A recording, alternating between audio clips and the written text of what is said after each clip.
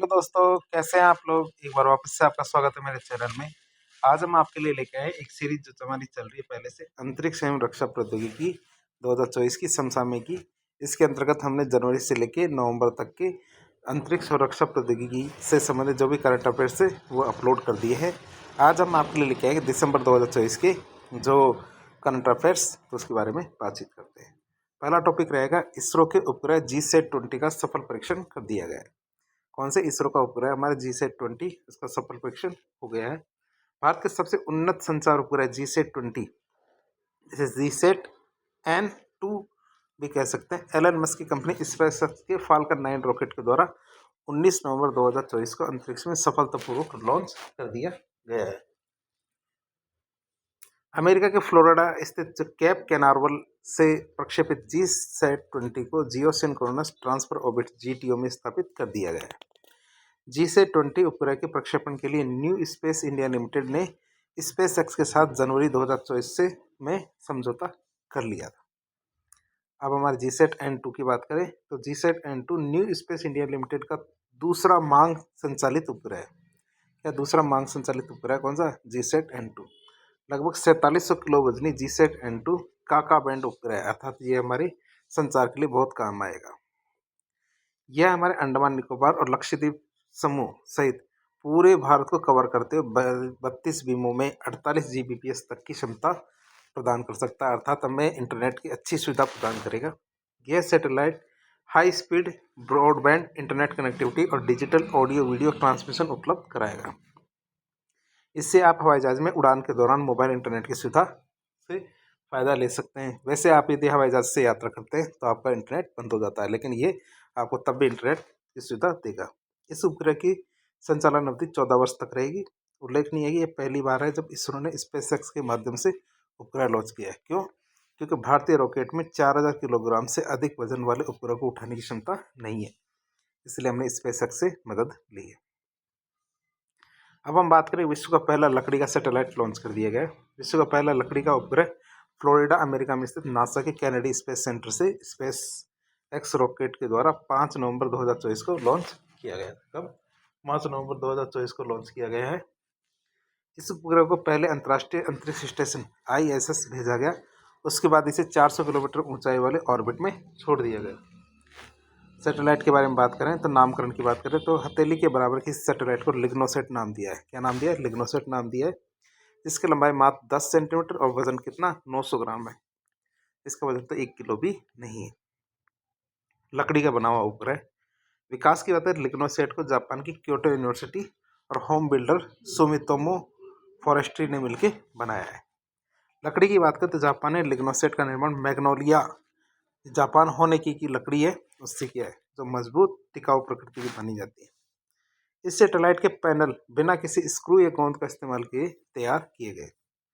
उद्देश्य की बात करें, इसका प्राथमिक उद्देश्य हमें अंतरिक्ष के कठोर वातावरण में लकड़ी के स्थायित्व का परीक्षण करना है कि जो हमारा अंतरिक्ष है, अंतरिक्ष में क्या हमारे वहाँ पर लकड़ी स्थायी रूप से रह सकती है, जिसका अंतिम लक्ष्य है अंतरिक्ष का जो मलबा है वो कम करना है, कि हम अंतरिक्ष में लकड़ी की चीज़ें भेज सकते हैं और कितने दिनों तक टिकेगी वह।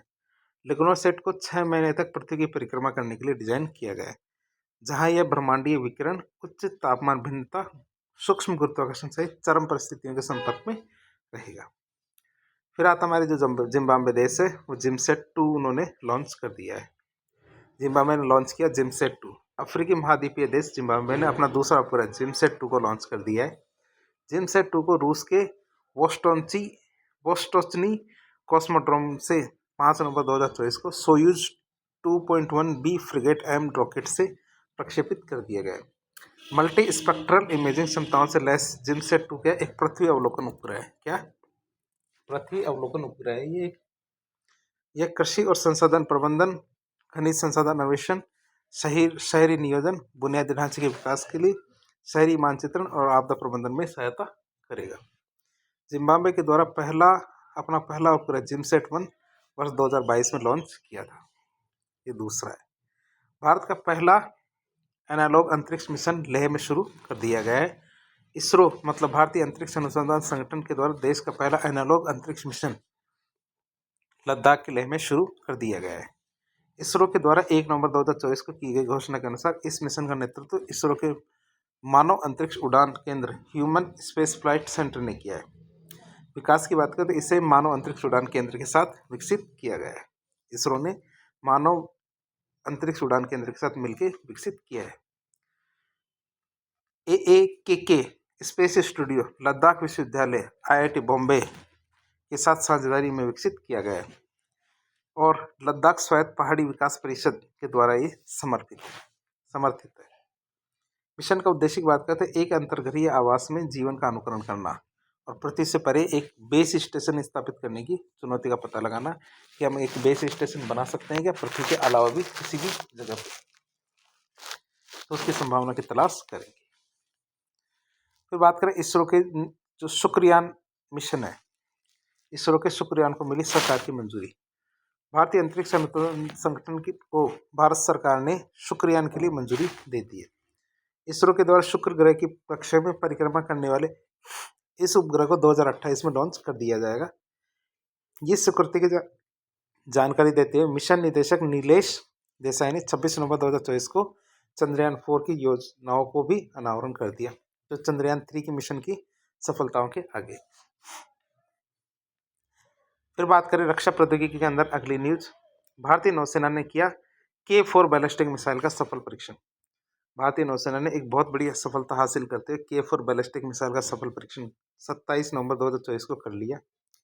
भारतीय सेना के द्वारा जो सबमरीन लॉन्च्ड बैलिस्टिक मिसाइल है SLBM मिसाइल का परीक्षण परमाणु ऊर्जा से चलने वाले पनडुब्बी INS अरिघात से किया है।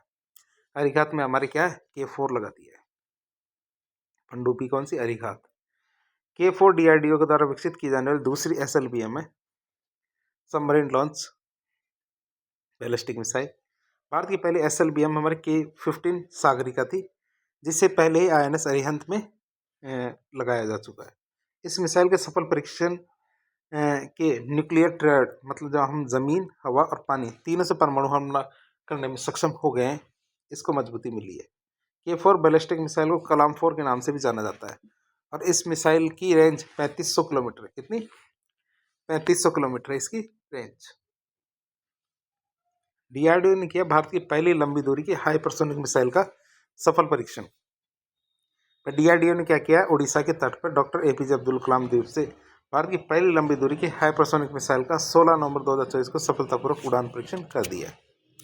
इस हाइपरसोनिक मिसाइल को सशस्त्र बलों के लिए 1500 किलोमीटर से अधिक की दूरी तक विभिन्न विस्फोटक सामग्री ले जाने के लिए डिजाइन किया गया है। इसके साथ ही देखें तो भारत, चीन, रूस और अमेरिका से कुछ उन देशों के समूह में शामिल हो गए जिन्होंने हाइपरसोनिक मिसाइल की ऐसी तकनीक हासिल कर ली है। इस मिसाइल को हैदराबाद स्थित doctor APJ Abdul Kalam missile complex की प्रयोगशालाओं और DRDO की विभिन्न प्रयोगशालाओं में विकसित किया गया है। उल्लेखनीय की बात यह है कि हाइपरसोनिक मिसाइल ध्वनि की गति से 5 गुना तेज रफ्तार से अपने लक्ष्य की ओर बढ़ेगी और एंटी मिसाइल सिस्टम या एयर डिफेंस सिस्टम जिन्हें ट्रैक भी नहीं कर पाएगा। पाकिस्तान जैसे छोटे देशों को तो पता भी नहीं चलेगा कब मिसाइल आई और कब चली गई। भारत की बात करें तो भारत ने किया पिनाका रॉकेट लॉन्चर का सफल परीक्षण। रक्षा अनुसंधान और विकास संगठन DRDO ने गाइडेड पिनाका हथियार प्रणाली का सफल उड़ान परीक्षण 14 नवंबर 2024 को कर लिया है। जो 14 नवंबर 2024 को इसका सफल परीक्षण कर लिया गया है।